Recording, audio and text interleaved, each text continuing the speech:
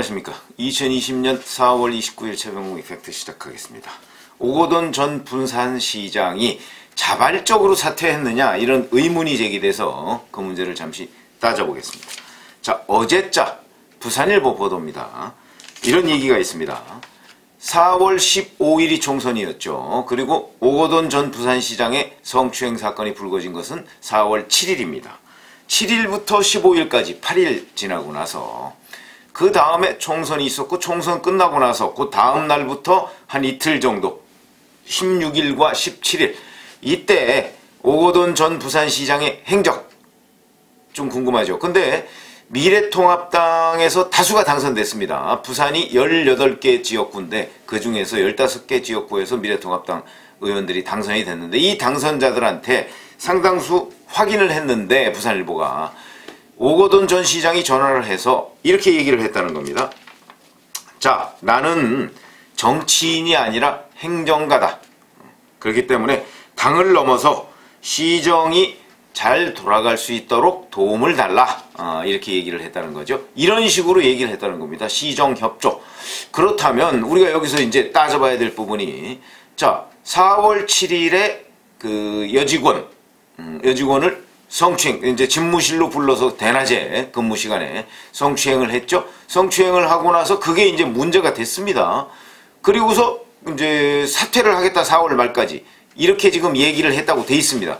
그리고 중간에 공증을 했다고 돼 있는데 그 사퇴 시점 또는 뭐 성추행 인정 뭐 이런 부분인데 공증 문서는 아직까지 공개된 것이 없습니다. 그러니까 공증 내용이 뭔지 이건 아직 분명하지는 않은데 대체적으로 하여튼 뭐 그 총선 전후로 해서 어느 시점에 공증을 한 것으로 보이는데 그 공증을 한 시점도 매우 중요합니다. 왜 그러냐면 본인의 의지와 무관하게 공증과 사퇴를 결심한 것인지 아니면 본인의 의지로 한 것인지 이게 공증 시점 뭐 그다음에 먼저 누가 사퇴를 총선 후 사퇴를 누가 먼저 제안했느냐 이런 것들이 굉장히 중요한 의미를 갖는 것인데 여기에 이제 4월 16일과 17일 연이어서 오거돈 전 시장이 미래통합당 당선자들하고 통화를 해서 시정협조를 부탁한다 이렇게 얘기를 했다면 그거는 사실로 확인됐습니다. 그렇다면 4월 16, 17일 그 전화를 할 시점까지는 오거돈 전 시장은 사퇴할 생각이 없었던 것 아니냐. 그렇지 않습니까? 본인이 만약에 정말 사퇴할 생각이 있었다면 총선이 끝나고 나서 이제 이건 다 결과가 드러난 건데 드러나고 나서 부산시에 있는 미래통합당 의원들한테는 이제 아이고 그동안 고마웠습니다 내지는 그냥 우리가 이렇게 몇 발 양보해서 본다면 그냥 아이고 축하합니다 앞으로 뭐 하여튼 부산시가 어떻게 되든 간에 저 협조를 해서 잘 해보십시다 라고 정도 얘기했다면 모르겠는데 도움을 달라고 얘기한 거는 자기한테 도움을 달라는 얘기입니다. 부산시의 뭐 시행정이 어떻게 돌아가는 거 이 부분에 관해서 그 국회의원들이 도움을 줬으면 좋겠다는 의미가 아니고 그건 이제 그 전화를 받은 미래통합당 당선자들 얘기에 따르면 그거는 사퇴할 사람이 아니었다는 거죠. 그렇다면 16, 17일까지 그렇다는 얘기입니다. 그렇다면 이 사람이 사퇴를 발표한 게 23일입니다. 자, 그럼 17일과 23일은 불과 엿새밖에 시간이 없는데 이 엿새 동안에 부산시에서 무슨 일이 벌어진 것이냐 도대체가. 이 부분이 이제 주목이 되는 건데 이 부분은 결국은 4월 7일 성추행 사건이 있고 나서 4월 23일 사퇴까지 그 다음에 중간에 4월 15일 총선 근데 그 이후 총선 이후부터 4월 23일 사퇴까지 무슨 일이 벌어졌느냐 하는 부분이 규명돼야 될 첫 번째 대목이다. 왜 그러냐면 4월 17일까지 사퇴 의지가 없었다면 그러면 17일 이후에 이제 본인이 사퇴를 결심했던가 아니면 누군가가 사퇴를 종용했던가. 근데 지금까지 나오는 얘기는 부산일보 보도에 따르면 이렇습니다. 장형철 정책수석 보좌관이라고 하는 사람이 있는데 오거돈 전 시장의 정책수석 보좌관입니다.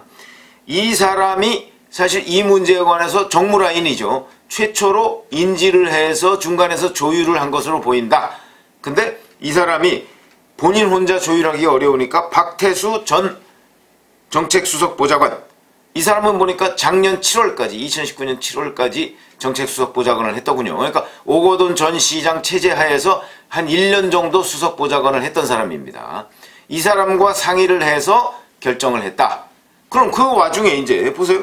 장영철 현재 수석보좌관은 이 사람은 그러니까 문재인 정부 국민소통수석실의 행정관으로 있다가 부산 시장실의 정책수석보좌관 상급이더라고요. 이 상급 여기로 간 사람입니다. 그러니까 문재인 정부의 청와대에 근무했다가 간 사람이기 때문에 문재인 정부 청와대하고 일정한 정도 연결이 될 가능성이, 가능성이 아니라 당연히 연결이 되겠죠.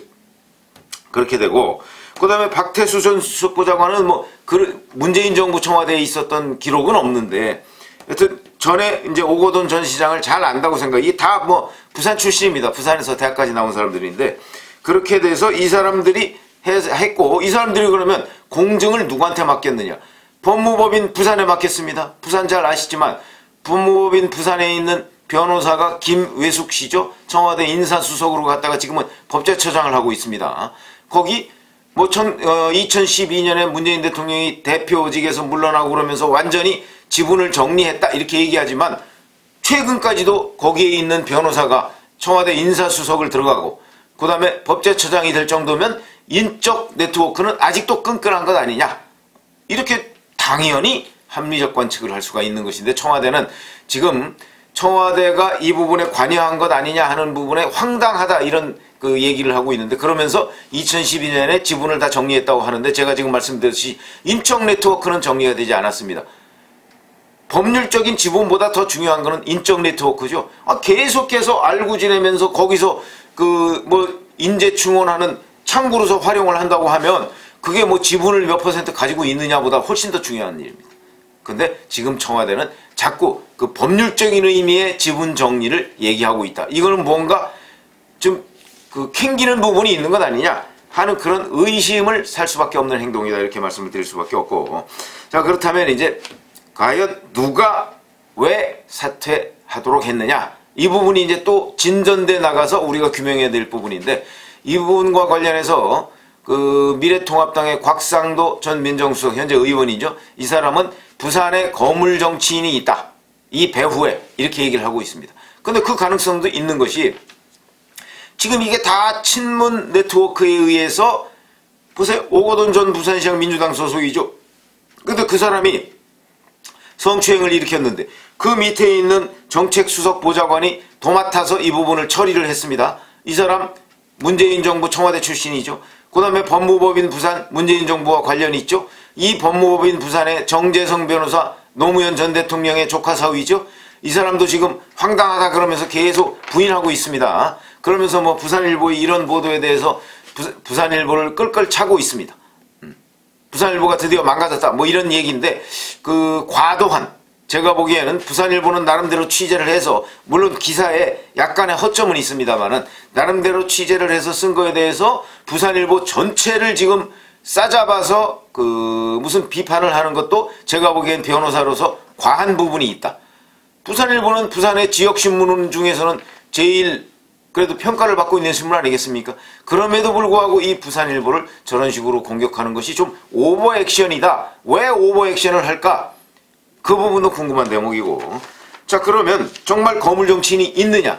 그거야 이제 곽상도 의원의 주장이죠. 아직까지 그 부분에 관해서 본인이 어떤 경로를 통해서 누구한테 제보를 받았는지는 분명하게 지금 공개를 하지 않고 있지만, 저는 가능성이 없는 것은 아니다. 가능성의 한 부분으로 충분히 생각해 볼 수 있다. 왜 그러냐면 오거돈 전 시장이 총선 후인 4월 17일까지 사퇴 의사가 없었던 것으로 보이기 때문에, 그러면 누가 이 사람을 사퇴했냐? 왜? 누가는 이제 친문 네트워크 중에서 이거 그대로 놔뒀다가는 앞으로 거기에서 계속 오거돈 전 시장이 흔들릴 것이고, 어차피 부산이라는 곳이 지금 18명 중에 국회의원 18명 중에 대부분 미래통합당 당선자들이었으니까 21대 국회가 만약에 출범을 하면 오거돈 전 부산시장에서 표적 공격을 할 가능성이 있으니까 미리 그걸 차단하자 하는 점 하나. 그 다음에 두 번째, 사실은 1년 10개월, 1년 11개월 있으면 이제 대선이 있습니다.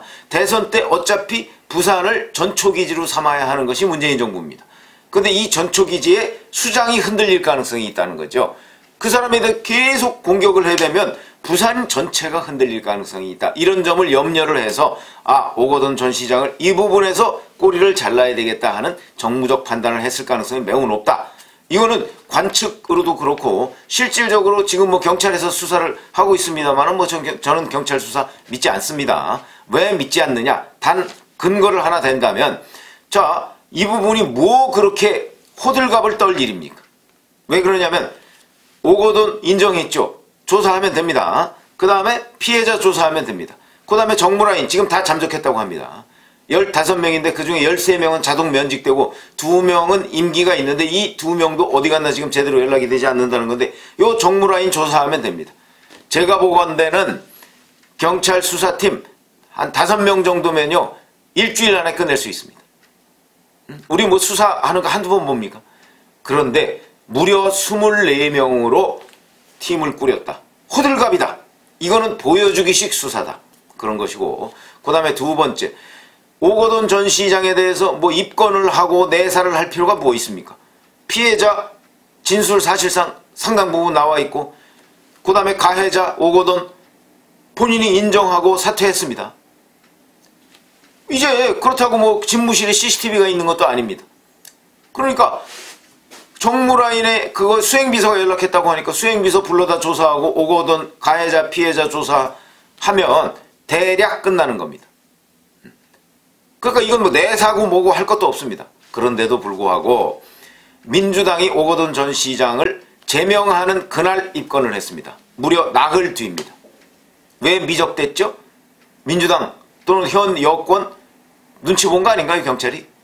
그렇지 않으면 이게 내사할 게 뭐 있습니까? 다 인정하고 가해자 피해자 다 인정했는데. 그런 점, 그 다음에 이게 24명의 수사팀까지 꾸리는 호들갑을 떠는 점, 이런 점이 제가 보건대는 이 결말이 너무나 뻔히 보인다. 이 결말은 오거돈 한 사람으로 꼬리를 딱 자르려는 그런 시나리오가 있는 것 아니냐 하는 의심을 지울 수가 없고 그 근거로서 제가 두 가지를 말씀을 드렸는데 어찌됐든 간에 이 부분과 관련해서 경찰 수사에서는 드러날 게 별로 없다고 보고요. 그러면 이걸 어떻게 해야 이 부분에 대한 조사에 들어갈 수 있느냐? 그 조사는 제가 보건대 국정조사, 저는 뭐 국정조사도 그렇게 크게 신뢰하지 않습니다. 국정조사는 대부분의 경우에 과거 사례를 한번 보십시오. 대부분의 경우에 그냥 국회에서 막 떠들고 약간의 푸닥거리하고 끝납니다. 그러니까 이거야말로 부산지검이나 뭐 이런 데에서 이제 그런 데에서도 뭐 들여다보겠다고는 하지만 지금 뭐 윤석열 검찰총장 글쎄요. 혹시 한동훈 차장검사가 있는 부산고검에 맡기면 모르겠는데 부산고검은 아시다시피 고검은 직접 수사권이 없습니다. 그러니까 부산지검이 맡아야 되는데 글쎄요. 뭐 부산지검이 맡아가지고 그 얼마나 지금 뭐 추미애 법무부 장관 체제 하의 검찰이 얼마나 이 부분에 가서 밝힐 의지가 있는지는 잘 모르겠습니다. 그런 거보다는 아마 뭐 특검이나 이런 쪽으로 가면 좋겠는데 특검은 또 민주당이 반대하겠죠. 그러니까 지금 상설특검법이 있습니다. 그 상설특검법에 따른 특검이라도 좀 했으면 좋겠다. 그러니까 추미애 법무부 장관이 정말 이 부분에 관해서 여권이 주장하는 대로 자 오거돈 전 시장의 개인적인 판단이고 여권은 전혀 몰랐다 하는 걸 입증해내기 위해서라도 특검으로 가는 것이 옳은 길이다. 근데 뭐 그런 판단을 추미애 법무부 장관이 할 것 같지는 않은데 어찌됐든 간에 그런 식으로 가야 이게 진상규명이 되지 지금 경찰에 맡겨서는 진상규명 될 것 같지가 않다. 몇 가지 정황으로 볼 때 이런 말씀을 드립니다. 여하튼 오늘 말씀드린 내용은 오거돈 전 시장이 자체적으로 자발적으로 사퇴를 결심한 것 아니다 하는 정황이 여러 곳으로 드러나고 있는데 이걸 규명할 방법이 지금 마땅하게 없다. 그 부분을 지금 말씀을 드리고 그 안타까움을 표현하고 특검으로 가는 것이 어떻겠는가 하는 그 저의 의견을 말씀을 드립니다. 감사합니다.